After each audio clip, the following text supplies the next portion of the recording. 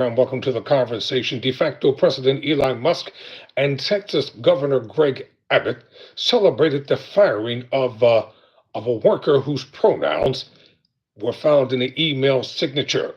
Billionaire Trump ally and Greg Abbott tweet about Frank Zamora, who was let go after refusing to remove pronouns. So, according to The Guardian, the Texas Governor Greg Abbott and later Elon Musk showed support on Wednesday for the firing of a state employee who refused to remove his pronouns from his work email signature. Frank Zamora, who is 31, was let go from his job, fired, let's just tell it the way it is, as a program manager at the Texas Real Estate Commission last month because he refused to comply with a mandate from the organization to employees to remove gender pronouns from email signatures. I actually anticipated this coming just because we knew that many changes that were being made at the federal level were being mimicked at the state level, Zamora said. Abbott celebrated the move on X, sharing a report from the Austin American-Statesman. On the firing and writing, a Texas state employee refused to remove pronouns from email signature. He was fired before noon. Musk, who was appointed by Donald Trump to lead the so-called, quote, Department of Government Efficiency, close quote, tasked with reducing federal spending, replied to Abbott's post with two fire emojis.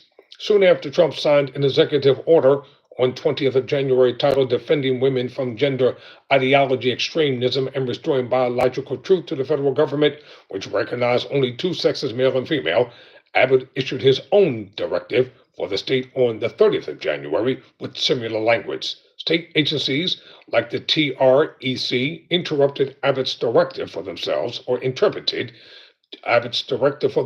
and issued rules and guidelines to employees accordingly, which included removing gender pronouns from official work communications, including email signatures.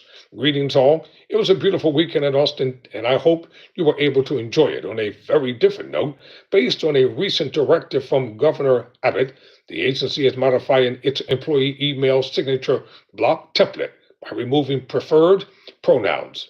Read an email seen by The Guardian from Zamora's supervisor at the TREC. The new template is attached. Please look at your signature and make sure yours complies. I understand this change may have an impact on employees, and I am sensitive to that. The governor said he's sensitive to that. The governor, however, has directed the agency to act, and so we will. It was the first time Zamora had been asked to comply with an order that went against his personal beliefs, he said. While having long felt that there was a disconnect between my personal life and my personal politics, and that of the state which I live in, I always sort of wrote it off as separate entities, Zamora said. Politics can change every 2 and 4 years, but a good career can be for life. So I sort of keep those two entities compartmentalized. I kept them separate, but I was firm in my convictions, and I made the stand that I felt was right.